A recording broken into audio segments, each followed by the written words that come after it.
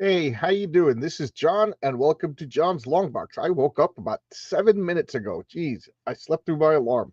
So I am sleepy, and coffee has not yet activated. So let's go juice. As you can see, this is my well-worn copy. This was a comic, my first X-Men comic that I ever bought. I keep forgetting if it was 114 or 112, the Savage Land, when Beast and Jean Grey are pushing Xavier down the hallway in a wheelchair. That was the first X-Men I ever bought. I remember distinctly where I was. My family, we were going to my father's work buddy's house for a barbecue over the summer, and we stopped at the 7-Eleven, and my mom bought me that with the change from her cigarettes. And this was the second X-Men comic I ever bought. I just found this at a garage sale, so it was all well beat up before I even got it. This is my original copy.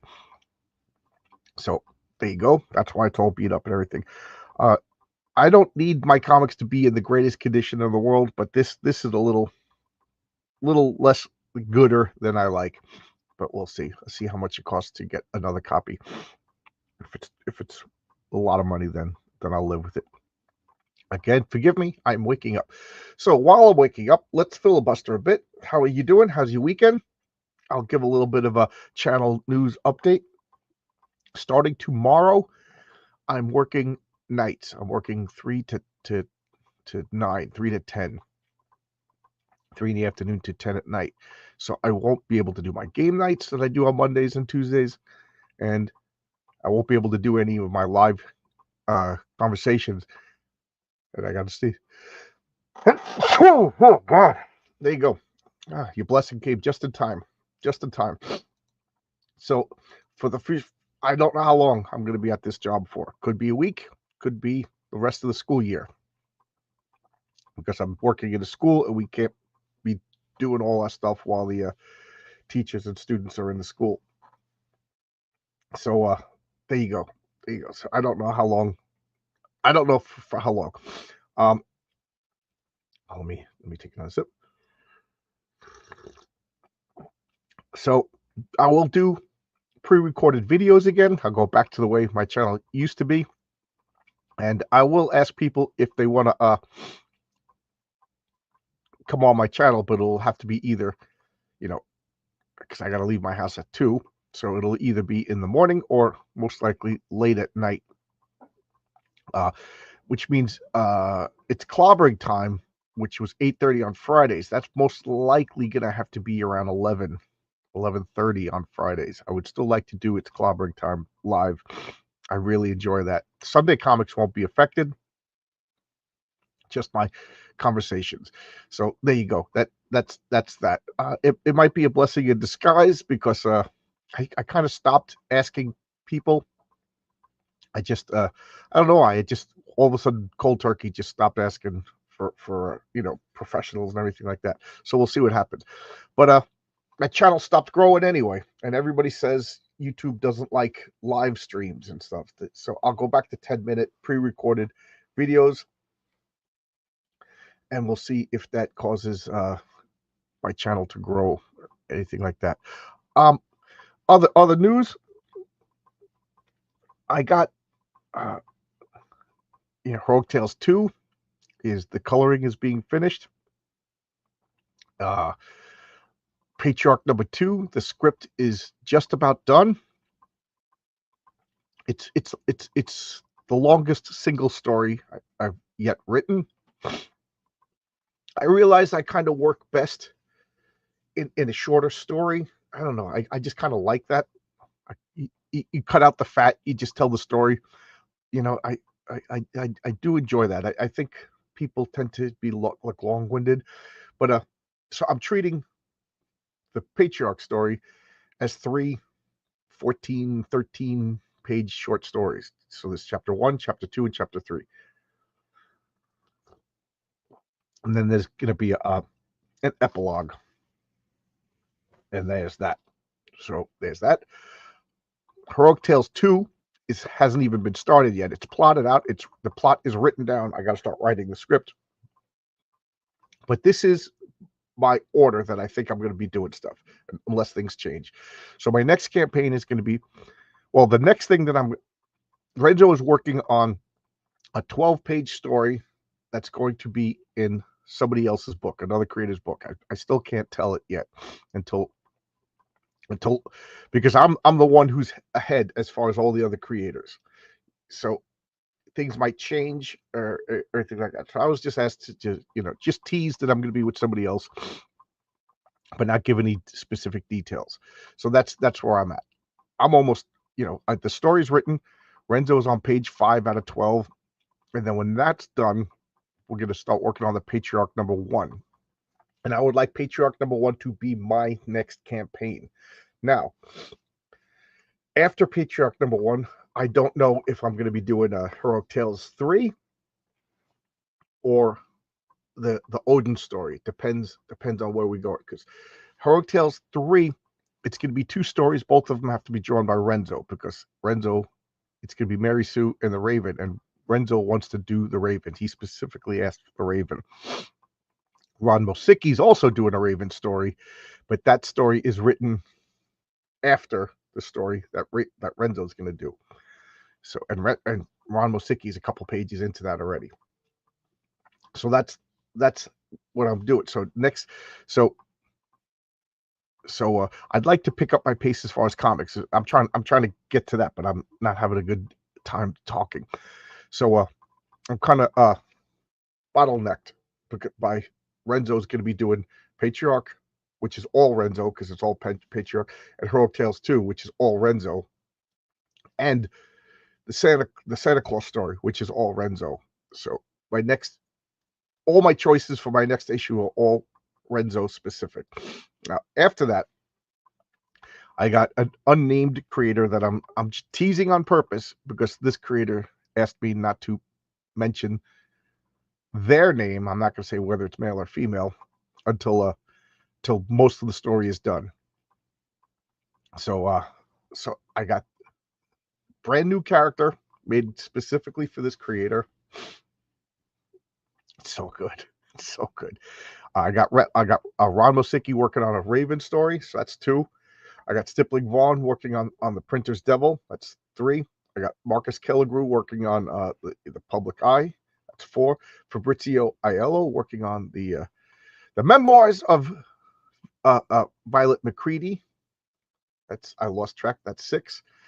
And I know I got another one. Oh, I got DC Miller working on Bikini Girl, and Arkham working on another unnamed story that I don't want to name. That's why it's unnamed until it's closer. And then I got Oscar and Tonic Bowl working on Eddie is Doomed, and that is going full steam ahead now. That was on hold for a bit because Tonic Bowl wanted to catch up with his own comics, which I totally understand. And he's up. He finished number 12. I think that's going to be his new campaign, but he's done with the comic. So now he's all freed up, and he says he's kind of excited to work on other people's stories for it.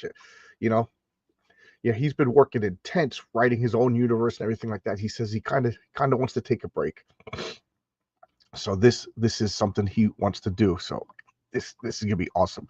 So who knows? Maybe the next campaign could be Eddie is Doomed. Depends on. I would like to get at least 50% of the art done before I run a campaign for Eddie is Doomed, because this one, this one I have the least control over because it's 2 other guys. Me, Eddie, and Oscar are the creators of Eddie is Doomed. We all made up the characters, everything like that. So I'd like to get mostly done before I launch that campaign. So that's everything that's in the works for Long Box Comics. Okay. I got a lot of people watching, so I don't have to filibuster anymore. Let's check out the comments, and then we will go forward with the comic. So, of course, Heroic Tales 1 made 300 backers. Across all 3 platforms, I had 300 backers. Heroic Tales 2 has, with 76 and 26. So it's 202 backers.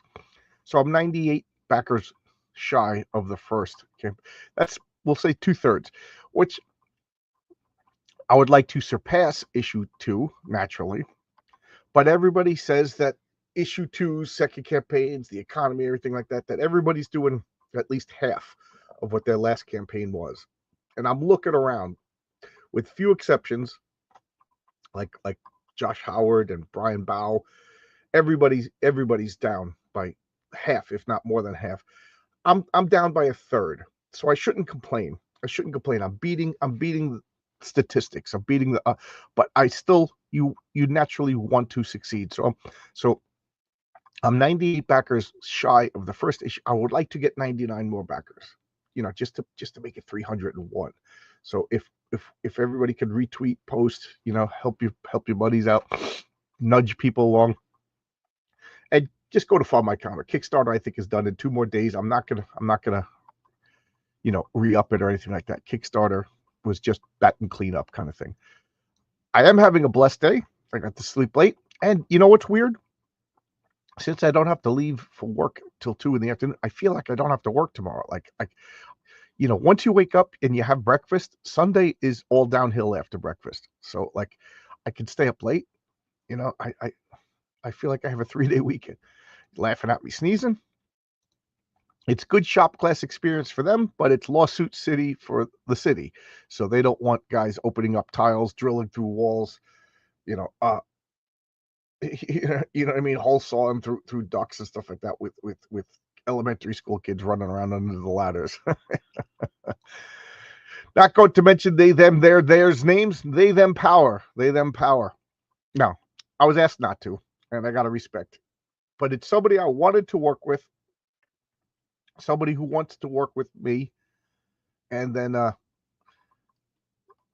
wrote another story for that person, and that person was like, that's not my wheelhouse.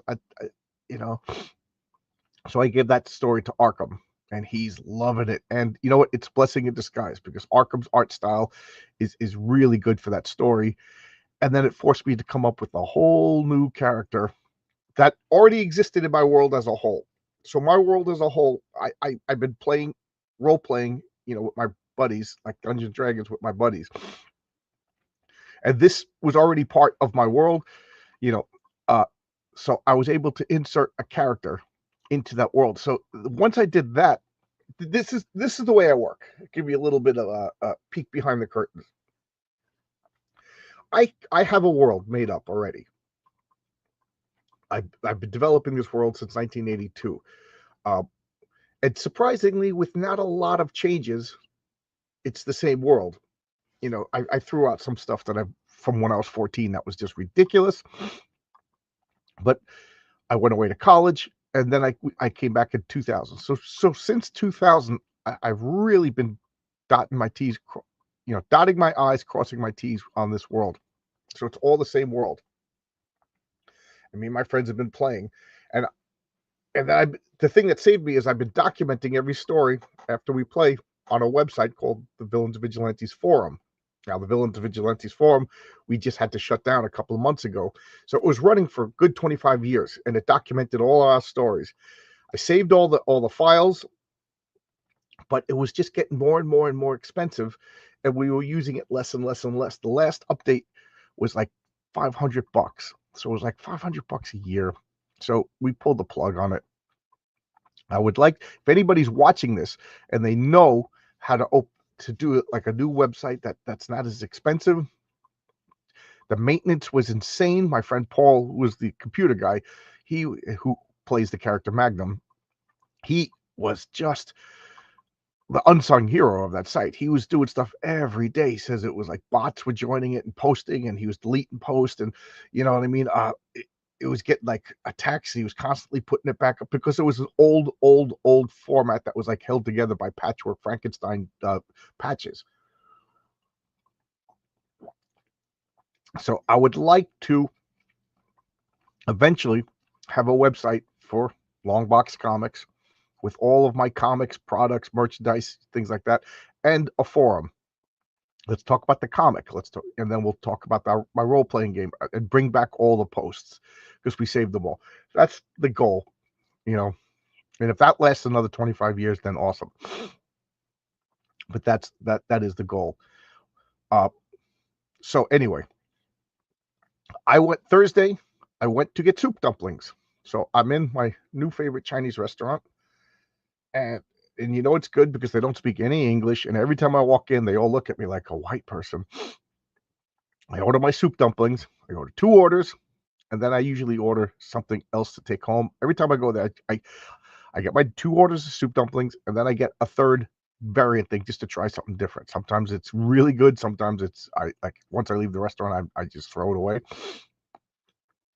because it's something I don't like.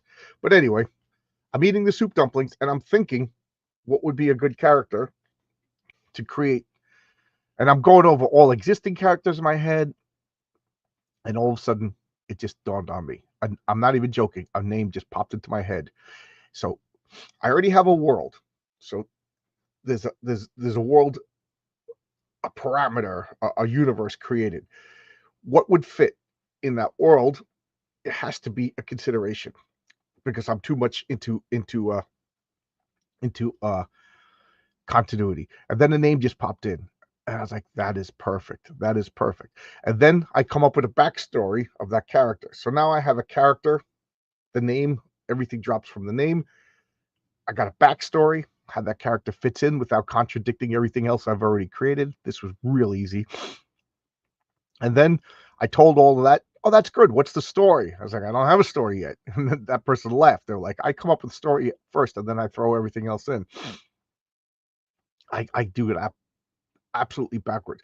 So then I just started thinking, and then I came up with an idea for a story, and then plotted out the story, wrote it. So from Thursday to Saturday night, I've been working on the story, and them, little minor corrections. Oh, this would work better because they're a better storyteller than me. They're more experienced than me.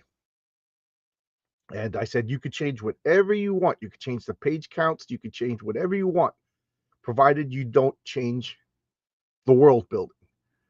That was okay. And then we go off to the races. Off to the races. So there you go. There's the backstory of the story.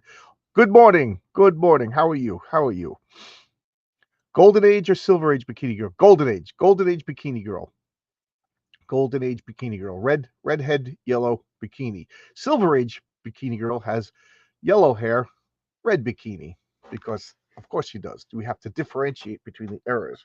That's like one of the jokes in Eddie is Doomed. So easy to tell. You know, Golden Age Bikini Girl has red hair, and she's more bust heavy because that's a silly conversation that Eddie has in Eddie is Doomed because they're getting rid of all the continuity of top comics. That's the major storyline in Eddie is Doomed. Like, they got rid of pre-crisis DC, and Eddie can't handle it. I'll talk more about Eddie is Doomed once we start getting more pages in. Good morning. Good to see you. Good morning, chat. Good morning. Good to see you. New name, new face. Excellent. I love seeing that. Good. I love seeing that. Is that Mr. Sister next to the Juggernaut? No, that's Black Tom Cassidy. Black Tom Cassidy, Banshee's cousin. Is there always a kid doing homework in one of those booths?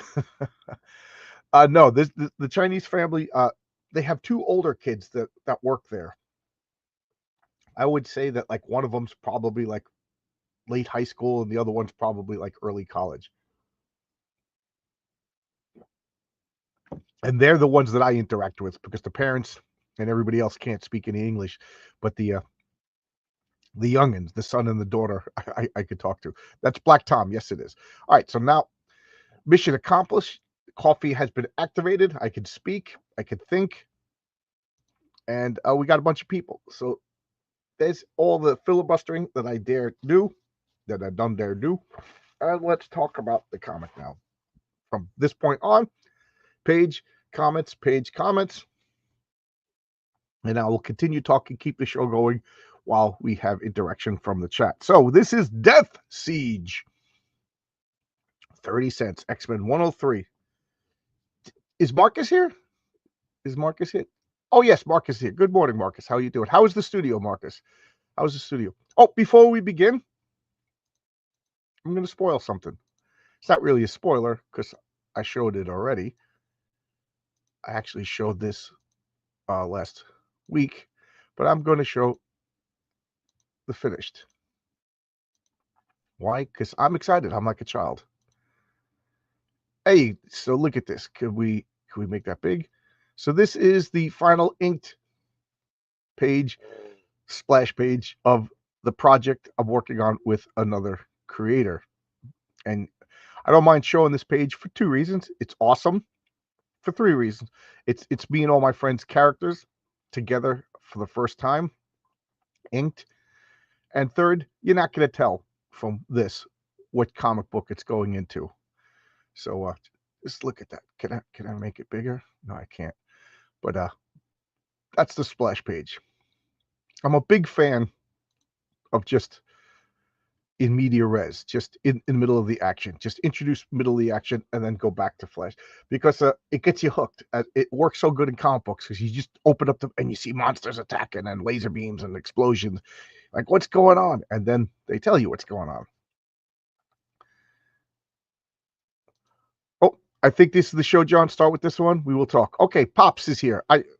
What is Pop vaguely talking about? I reached out to Pops last night because I haven't heard from Pops in a while.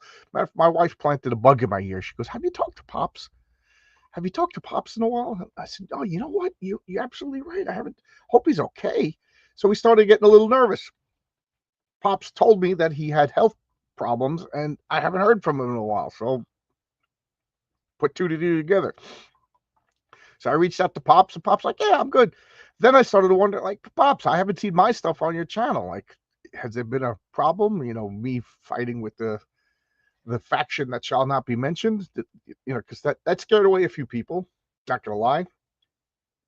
And Pop's like, "No, I don't. You know, not at all."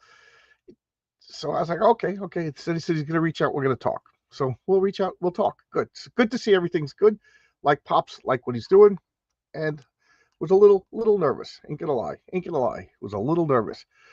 And we got Marcus Killigrew putting in my Kickstarter. My Kickstarter, I think, is active for like another day or two. I've just did a 30-day short campaign for Kickstarter. I'm not going to extend it. So if you want to back Heroic Tales, Kickstarter or Fund My Comic is just either one. Either one is fine. 6 of one, half dozen of the other. All right, so let's talk about this comic now. Let's go forward. All right. I'm just a busy guy. I'd like to take the show to Roku with us. Yeah, like I said, maybe others, but one at a time. Yeah. Thanks, Pops. Like I said, I was just concerned because I haven't seen you, heard from you in a while, and I thought maybe there was a problem that I didn't know about, or you had a problem that I didn't know about. All right, so you see, it's kind of beat up, but I got this in the back issue. But look at this great Dave Cockrum cover. We got Storm. This is the way Storm's got to look. I'm sorry. This is just so cool. That's one of the things about the X-Men. They had unique names, and each one had their own costume, but together they all fit together in their uniqueness. You know, maybe it was because Dave Cockrum designed them all, but they just worked. They worked as a solid unit. So now we got, okay, so just look at this ad. Look at that ad. That is just great.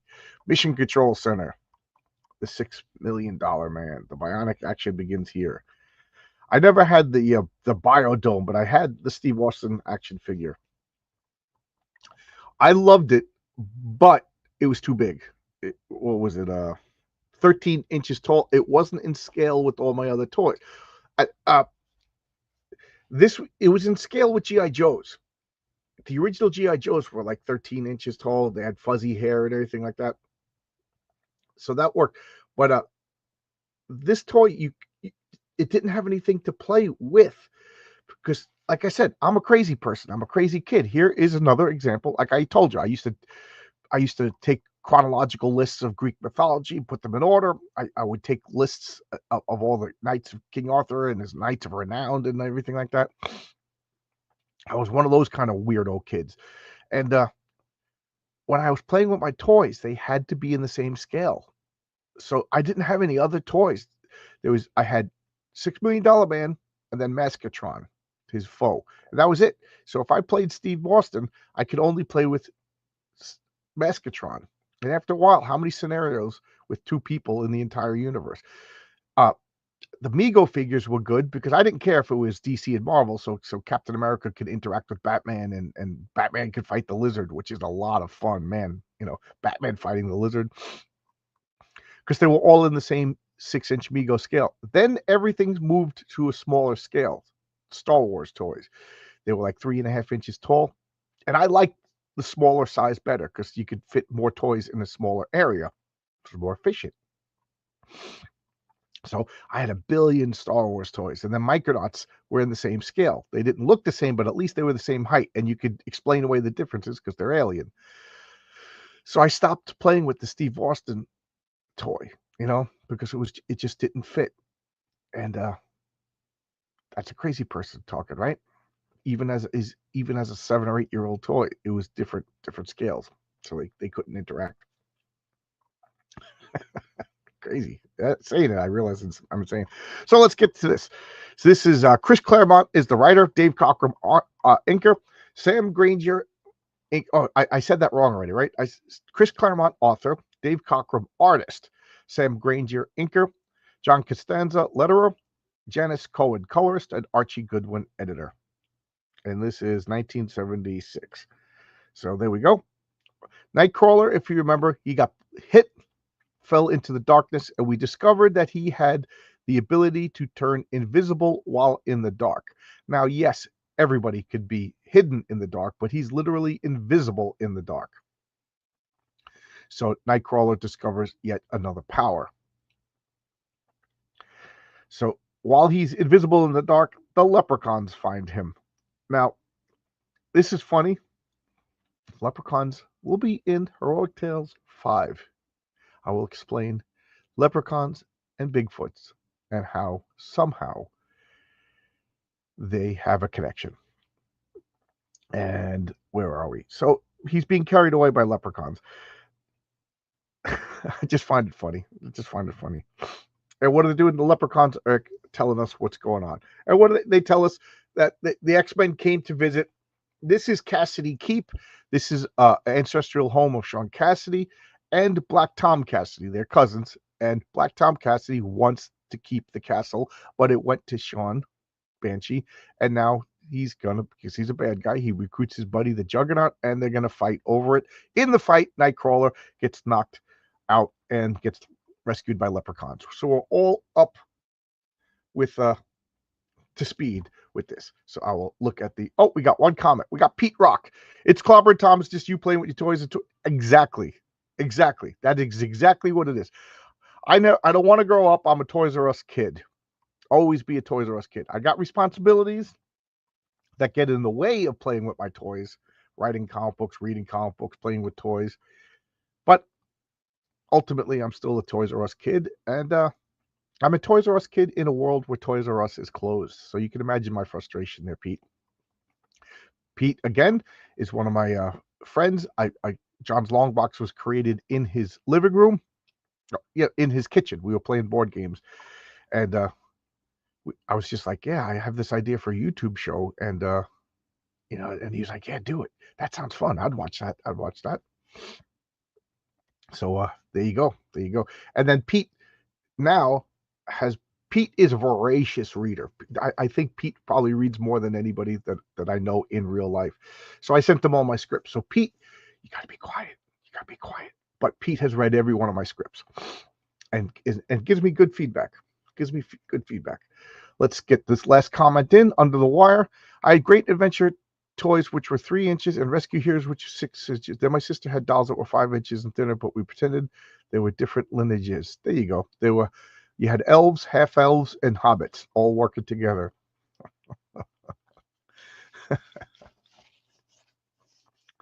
So now we get. Can you tell that the edges around? Can you tell that the edges around? That's a flashback. And then the edges on the panel are sharp. That means it's current time. Regular. This camera is a little wonky, and that drives me crazy. All right. Donald, the fella's waking up. So watch out. He's free. Hold on. Wolverine, where are you? Where am I? I must be dreaming. What's happening? And who are these people? and you're pointing like, why am I dreaming? Because that would mean no, you're impossible. It's not.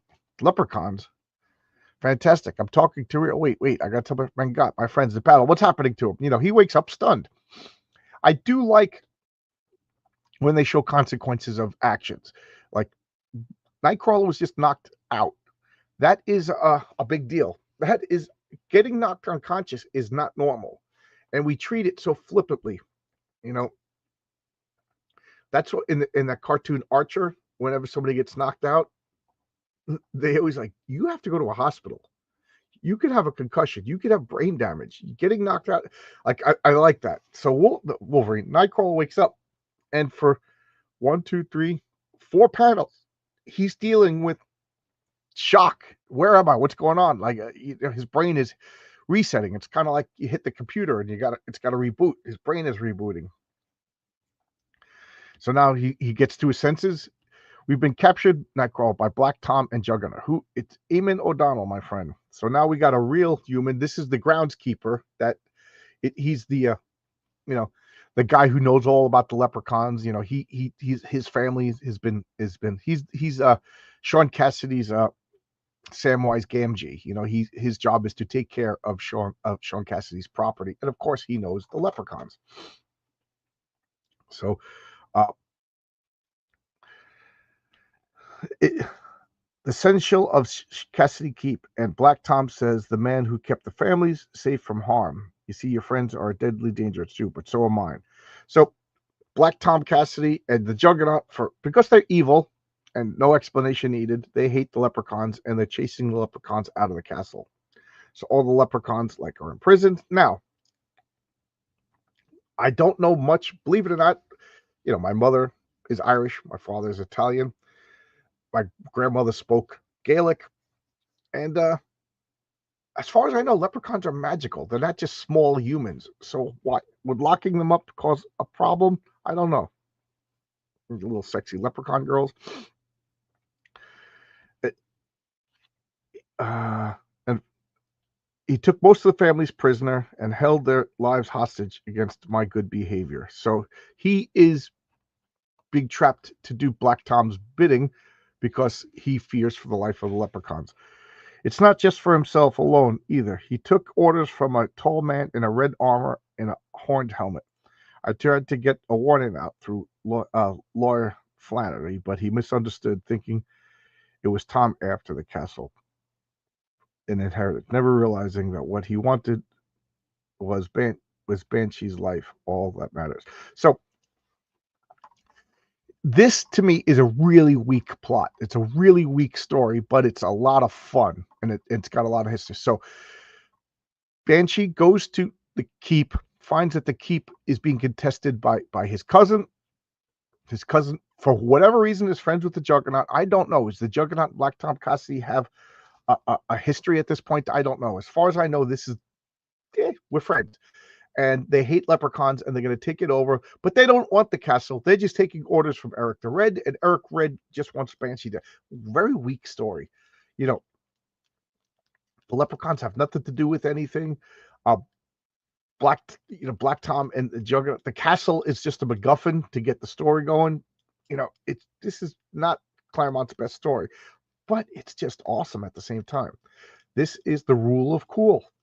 And the funny thing is, the unnamed creator, we were talking last night, and he wanted to fix something in the story.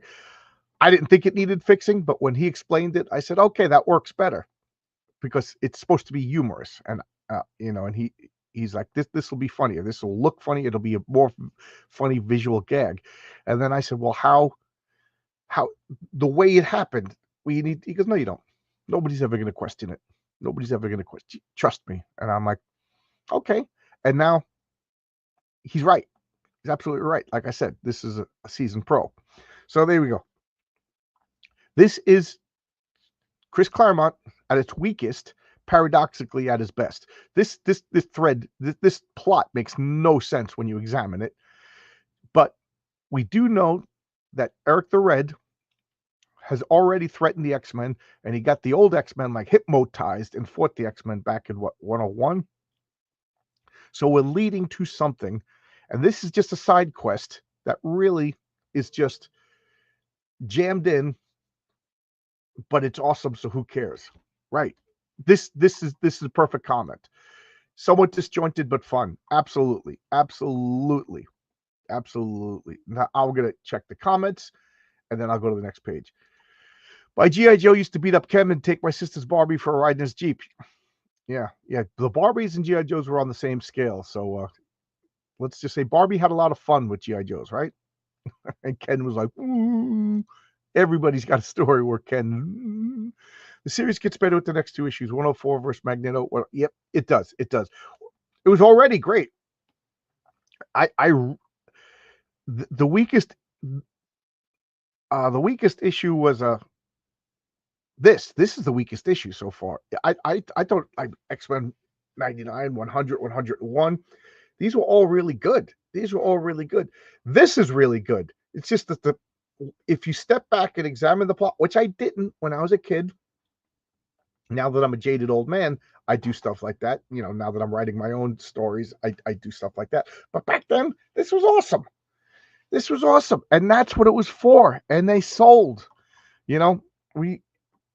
I never, I criticized a certain faction in comic books and I got hell. But man, do I get hell just as bad when I say we need to remember that superhero comics, not all comics, superhero comics should be written with children in mind.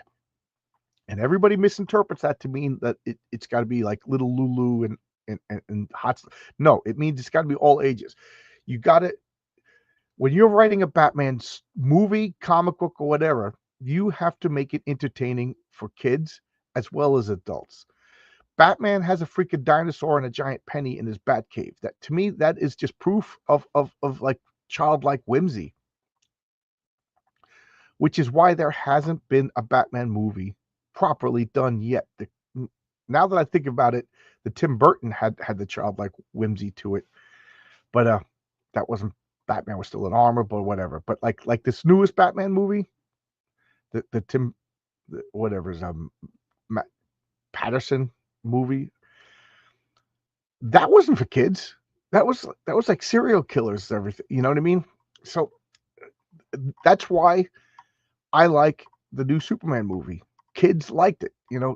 The plot had holes and things, but kids were freaking out, loving it. Man of Steel wasn't. They didn't keep kids in mind when they made that movie. Are the Leprechauns Mutant 2 half serious question, half serious answer? I don't know. I read X-Men now 76 until 2015. Leprechauns were never brought up again. I think they were brought up like a little bit, but like this would have been a good little yarn of have Nightcrawler go back to Sean Cassidy Castle and talk to the Leprechauns and have an adventure with the Leprechauns and learn Leprechaun lore. That would have been excellent. But Chris Claremont did a lot of that at this time. Chris Claremont must have been reading Irish mythology, so he threw in some leprechauns. Couple years later, he was reading about witches, and now everybody's a witch. You know what I mean? Like, he saw Star Wars, and next thing you know, Leandra and everything. Like, you could tell what he's reading by what he just throws into the story. Kicking out fake creatures would be bad luck. Absolutely. Well, the kicking out the fake creatures brought in the X-Men, if you want to look at it like that. So Black Tom has black hair, and Eric the Red has red hair. Yeah. Visual shorthand. Batman with his collection is one of the only outlets for his lost childhood. Yep. Off to Church. Actually, this is a brilliant comment. That is a brilliant comment. I never thought of that. I didn't mean to dismiss it, but it sunk in what you said. That is a brilliant comment. Good. Have fun at church. Crazy coincidence. That one time I went to jail, it was filled with leprechauns.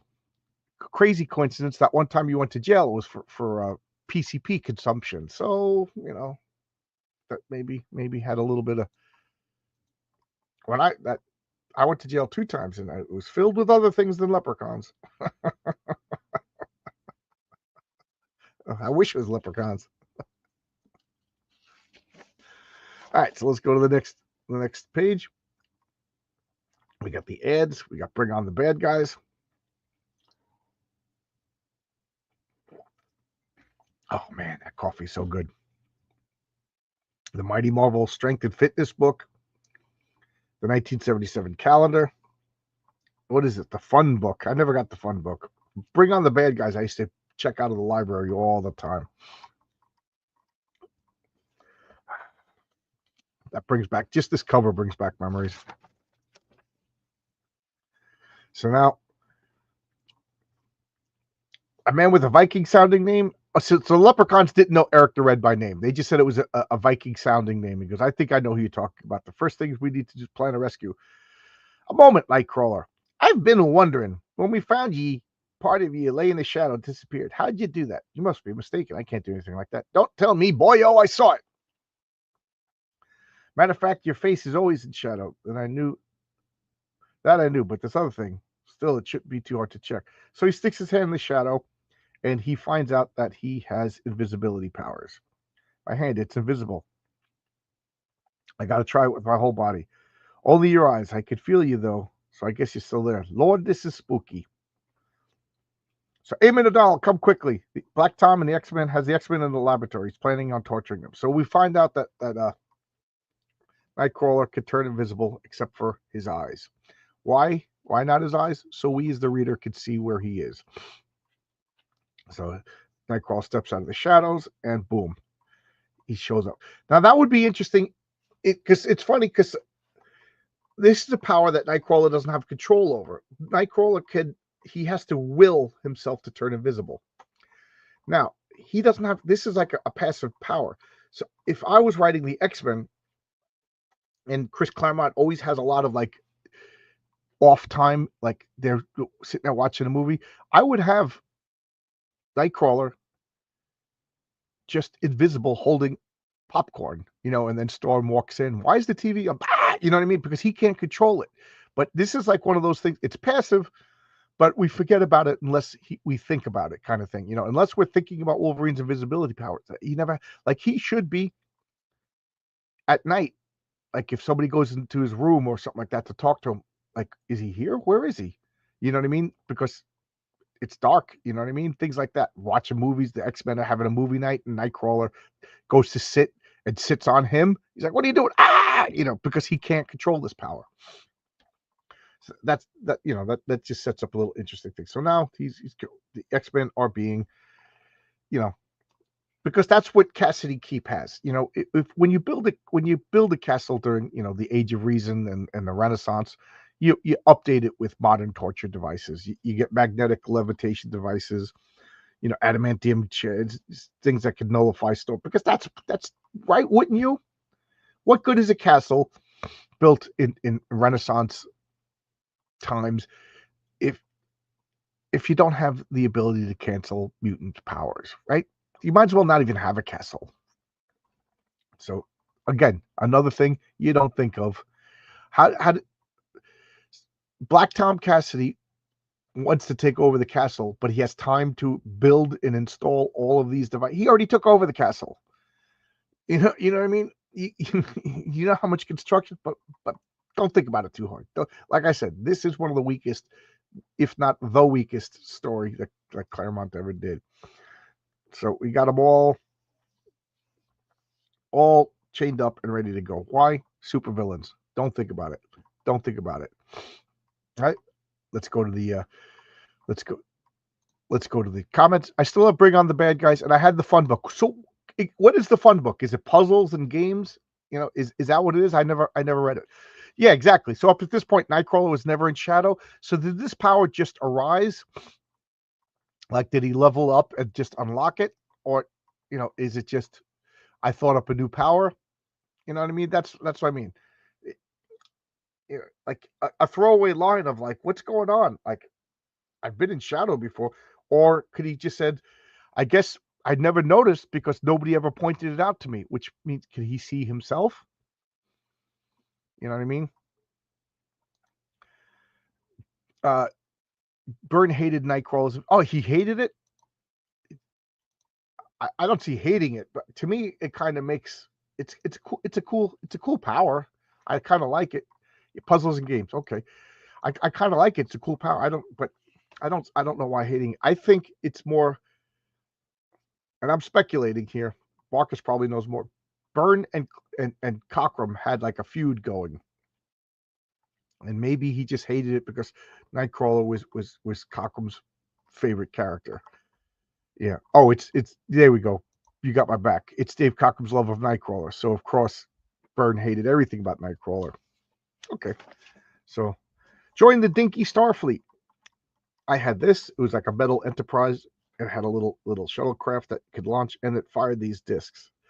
I always wanted the Space 1999 ship. I love the design of these Space 1999 ships. But I got to say, the Enterprise is probably my favorite spaceship of all time. The second favorite would be Star Destroyers. I just love the way the Star Destroyers look, and I love the way the Enterprise looks. We don't need your fancy glove, Tom. If you want my stepbrother's pupils hurt, it's the Juggernaut has the power to do that and more. So he's just going to go slap. He's going to go slap a hole right over here. He's going to smack Storm. No, Kane. This one instance, it isn't brute force. In this one instance, brute force isn't. You see, my friend, there's a limit to the amount of physical force a body could stand. Your way would probably kill these X-Men long before they serve their purpose. Yet my way ravages the mind and leaves the body undamaged. Exquisite, never-ending agony. Xavier will do anything to spare his pupils of that kind of pain.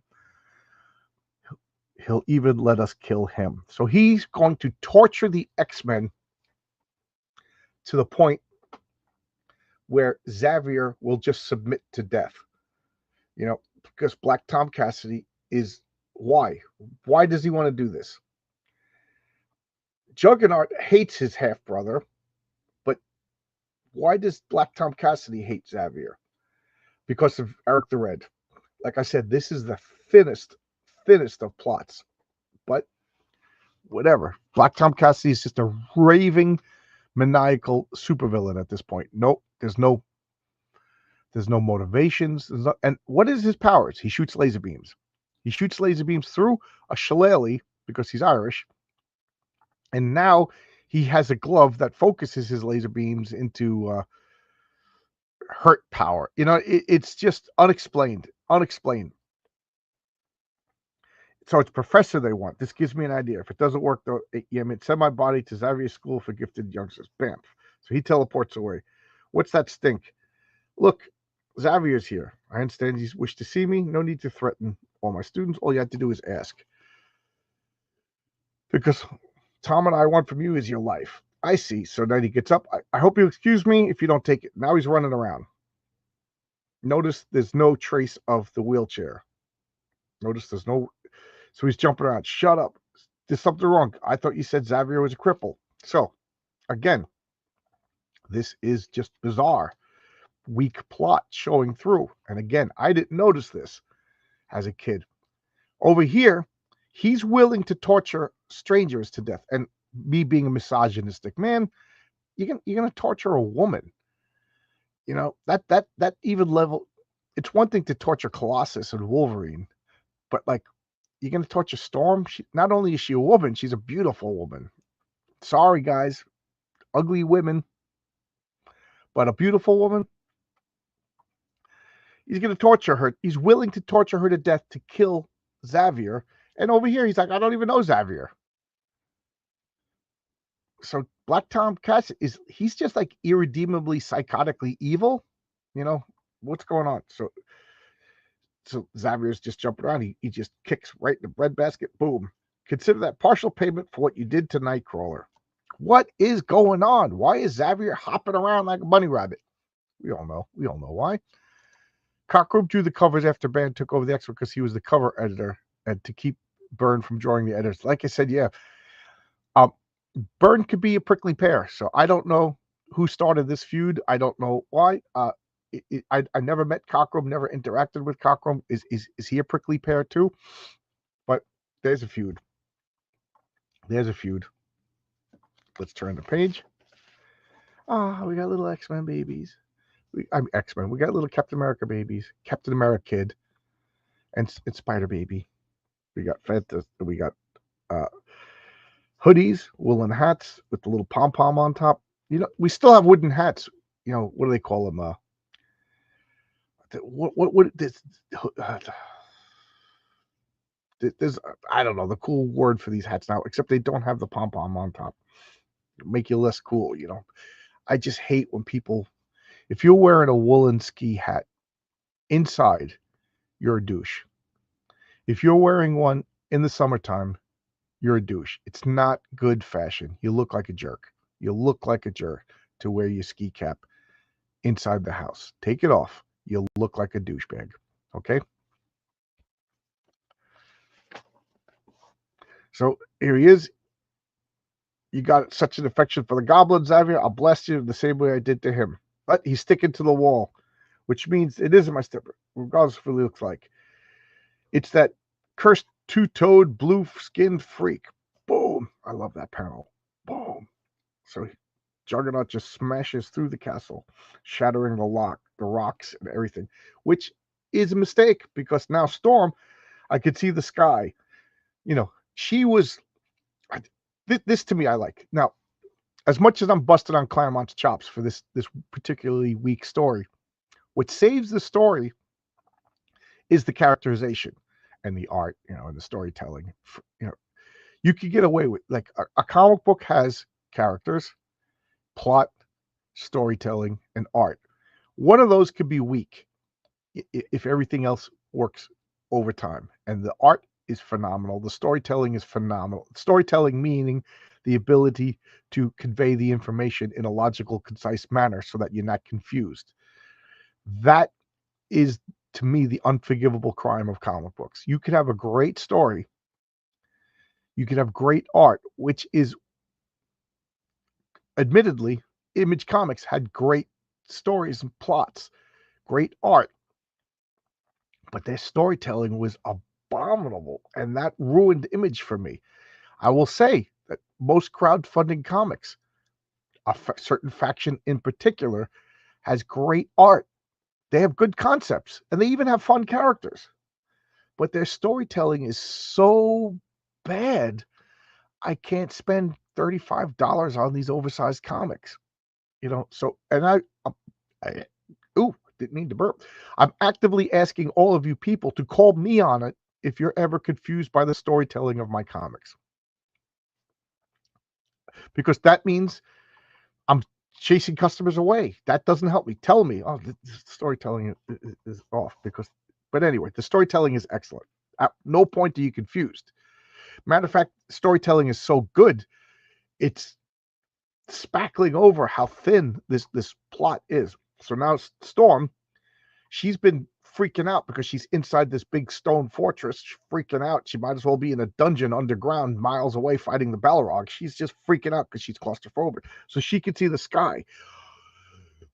It's half panic, it's half relief. She's seeing the sky. And what does she do? She summons a storm. Now, did she summon the storm to free the X-Men? Did she summon the storm as a panic? Yes. All of that. Boom. And, you know, free, gods of the earth, the air be praised, I'm free. Look at the joy. Look at that panel. This is just so good. This storm, now, this storm, I mean, her and the storm that she created, the atmospheric conditions, are so powerful that they broke Wolverine's chains. They lifted Colossus, who's like 400, 500 pounds. You know, we take that power for granted. This is how powerful it is. Oh, my aching back. I'll tell you that, bub. That broad's gone flaky. I mean, look at her. You know, Wolverine was a jerk at this point. Unabashed jerk. And that's my favorite Wolverine. Violent jerk Wolverine is still the best Wolverine. She's happy Wolverine, but don't you ever call her broad again, shorty. Colossus, always the good guy. Always the kind-hearted kid from the farm. Love Colossus. This characterization is so good. Storm is regal, but she has this vulnerability. Perfect combination. Cyclops, you know, the stick in the mud.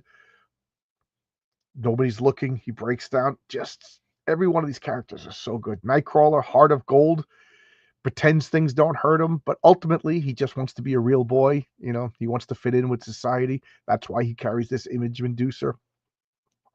You know, nowadays it's like, nah, you're beautiful at any size. Like Nightcrawler today, all the X-Men, all the mutants would like yell at him for not accepting your differences make you beautiful. But back then, His differences made him feel like an outcast, an X-Man, the other.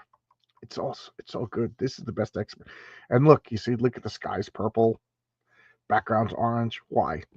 Just so the page, each panel has its own unique look.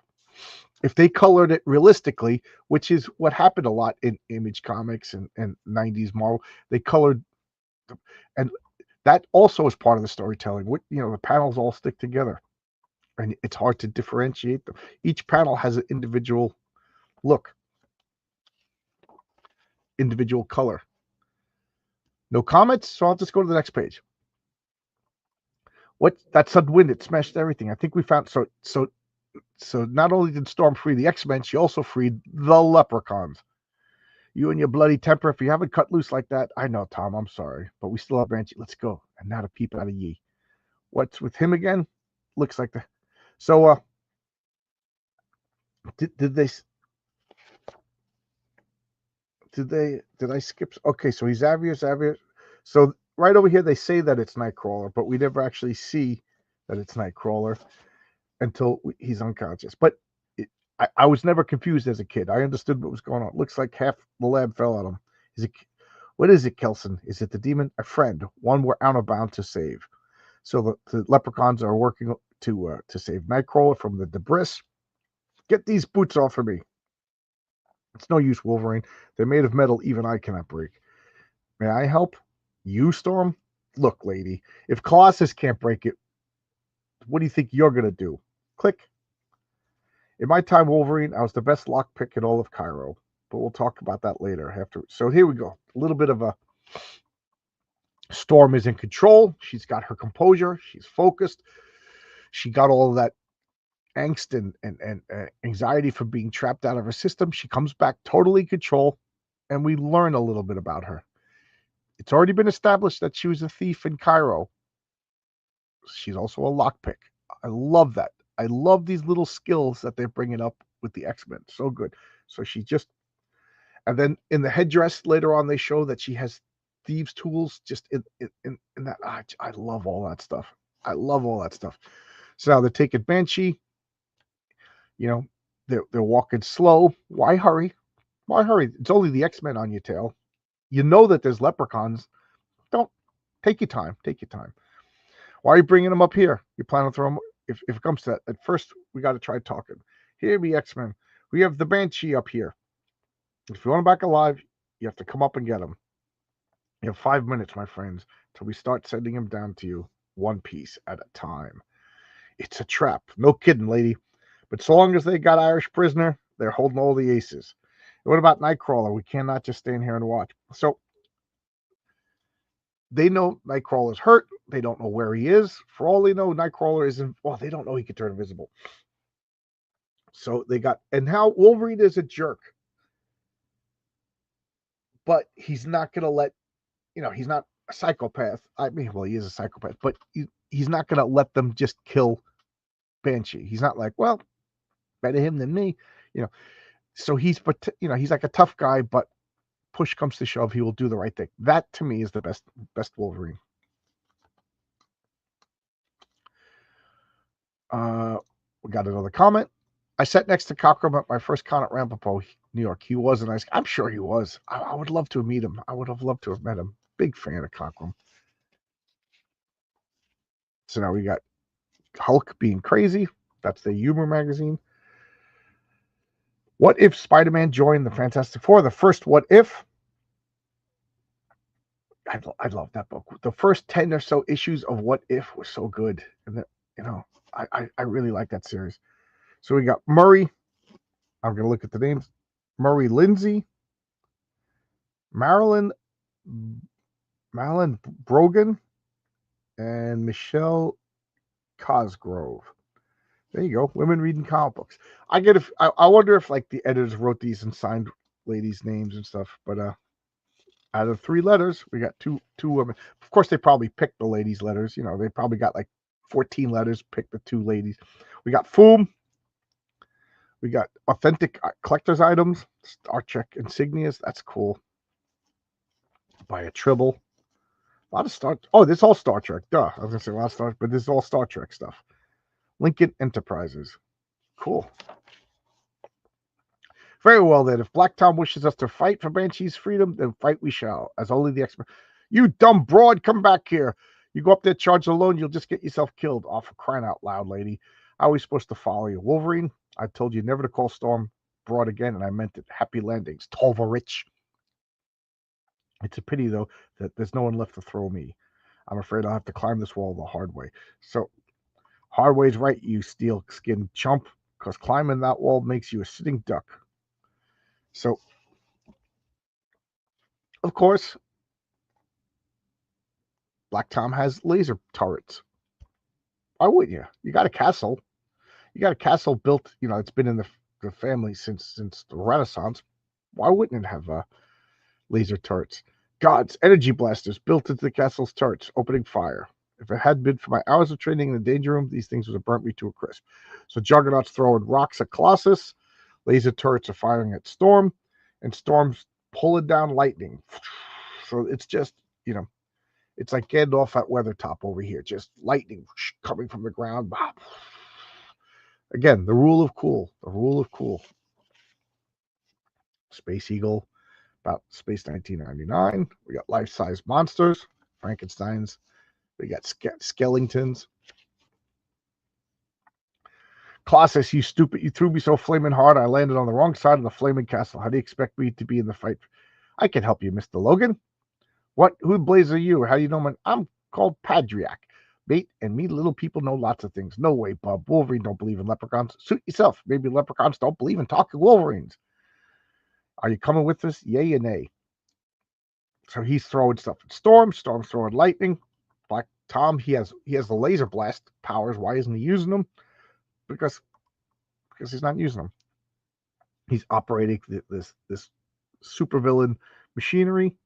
Now, again, the whole concept of being a mutant has nothing to do with the story. It's no persecution. This is just... It started out, Black Tom Cassidy wanted ownership of this castle. He already had ownership. I mean, but it's really Eric the Red. Why is Eric the Red involved? We don't know. We'll find out as we go along, but he's a long-term master villain. So this has nothing to do with my persecution. It's superhero adventures. And now we got you see the eyes over here. He breaks the arrow. He pulls off this, and he starts screaming. This is just something that bothers me. It's just me. Doesn't have to bother you. But when he's using the power, he's screaming. He shouldn't be talking in the same panel that he's using his powers. And I know I always say that a panel has a panel has wonky time like this. You know what I mean? But still, if I was to do this comic, he would don't worry. He wouldn't have a pontificating speech. He'd be like, don't worry, I got this. And then the last word would be extended into the blast. Curse your sonic scream, Banshee, but you're a fool if you think a fall can stop me. So what do they do? They know they can't defeat Juggernaut, so they're just removing him, delaying him till later. He'll not climb out of the stairs. Boom. So he's out of, physically the weakest to one punch kills Banshee, one punch will kill Nightcrawler. But now you got Wolverine, who's tough. He could take a beating. Colossus, who's the toughest, and then Storm, who could fly away and blast him. So good tactics. And now we got Banshee, who's dealing with Black Tom Cassidy. So he's chasing after him. He's got a battle axe. I may be old, but I ain't stupid. First time we heard Wolverine's name. Oh, is it? The first time with Mr. Logan? Who are you? How'd you know my name? Is it? Yeah. I think you're right, Marcus. This is the first time we know that his name is Logan. We got Stan's soapbox, which is Stan writing an article directly to us, and then items. This is just in-house news. Like I said, every time, I never read this stuff as a kid. Now you better believe I read it. So, proof positive that Hulk is a rampaging, mindless monster. He likes fruit pies. Why? How did they allocate who gets what in Marvel? I'll never know. But Spider-Man gets Twinkies, Captain America gets Twinkies, Iron Man, and I think that the Fantastic Four get Hostess cupcakes, and Hulk gets fruit pies because Hulk is a monster. Oh, we got a comment.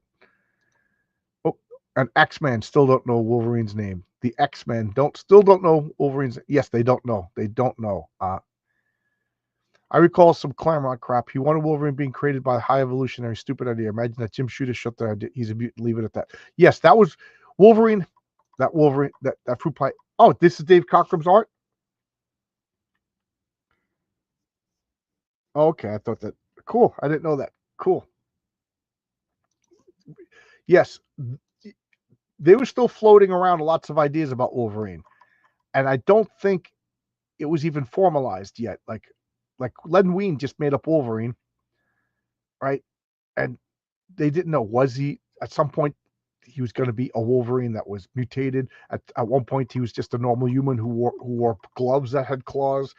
You know, at one point he was just bionic. You know, so they're still formulating him.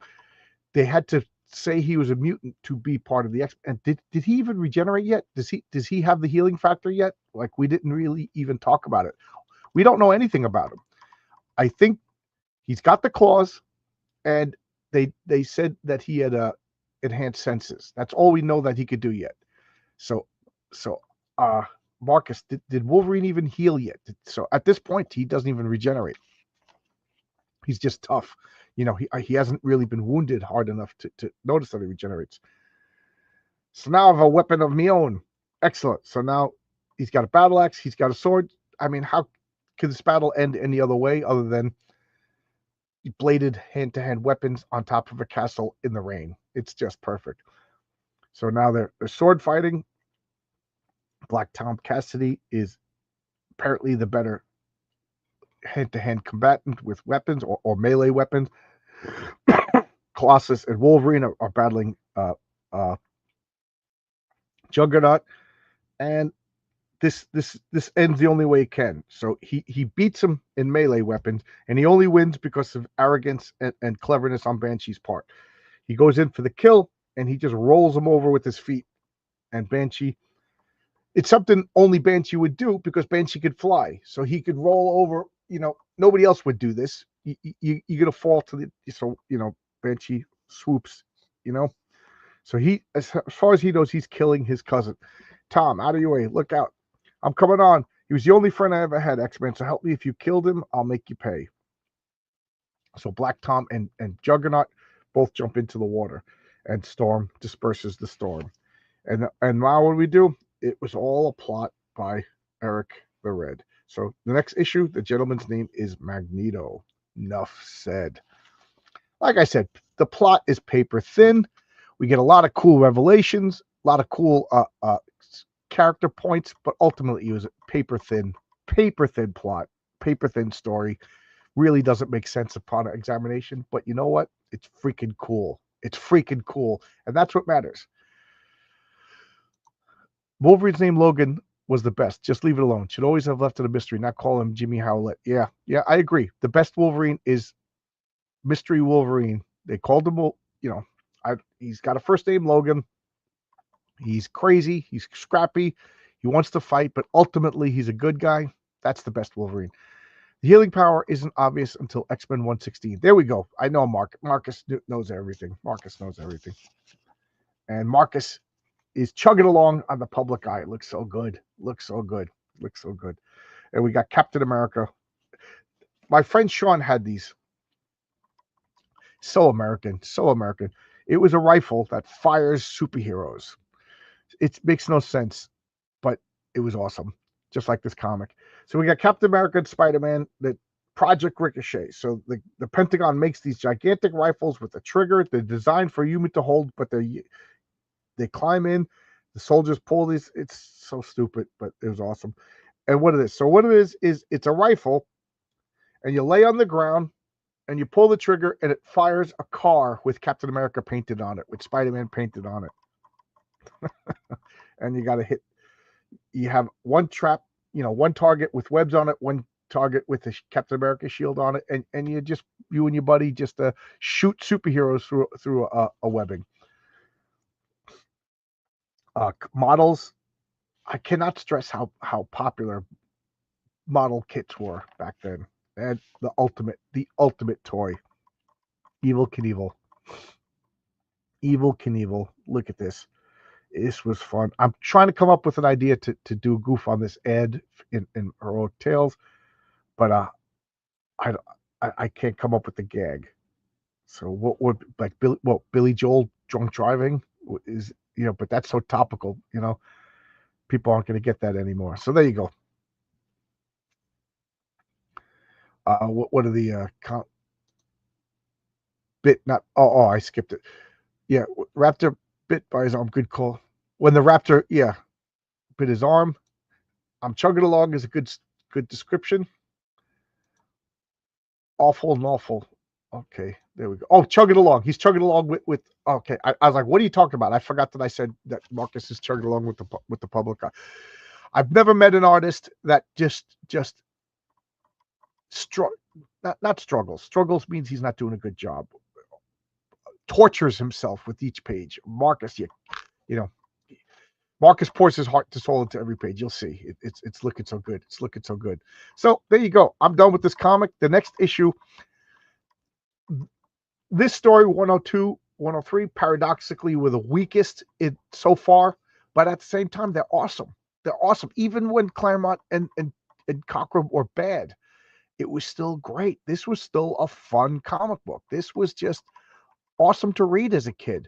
As an adult, to tear it apart, not so much. And that's the way I feel about the Fantastic Four movie and the Superman movie. They weren't great. You could tear them apart, but they were just good superhero movies, And I don't know. I'm gonna catch hell, but I still like them. I still like them. I still like the new Superman movie, the new Fantastic Four movie. Joe Sinnott drew the Evel Knievel ad. Oh, did he? I think you told me that before. Yeah. Okay. Now I can see it. I want to come up with a concept for a goof on Evel Knievel, but I can't think of one that isn't like dated and it's instantly dated. But there you go. Hour and 13 minutes. Anybody got anything else to say? Again, this is usually when I give the rundown for the week. I had to cancel all my talks because either it's too late for them, so I have to reschedule it, people. For the foreseeable future. I don't know when I can get back because I'm working. For those of you who came in late, starting tomorrow, I'm working. I'm working in the New York City public school systems. I'm an electrician, and we can't work when the teachers and students are in school. So we're working 3 to 10, and so the earliest, if everything goes well, the earliest I could do conversations is 11. So I'm talking with people. Maybe I'll get some people like in California or whatever, or early during the day.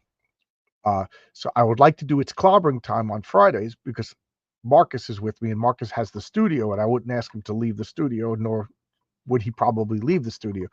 So Fridays later will probably be the new it's clobbering time for the time being. Then I'll probably be in direct competition with Lord Raptor Jesus. But I don't think my viewers really over, because that's all just drama about Comicsgate, and mine is just comic book nonsense. So maybe it won't be a problem. So anyway, that's the news. Chug it along. I think the way it's going to work with the Long Box Comics is it's going to be some time between issues, and then all of a sudden it's going to be a lot. That's kind of what I hope. Like the next issue is going to take a while. Which will be Patriarch number 1, and then I'm hoping maybe Heroic Tales 2 will be a little bit of a while, and then after that, I think we're going to get a bunch of Heroic Tales. So that's it. I'm going to go. Thanks a lot. Bye-bye.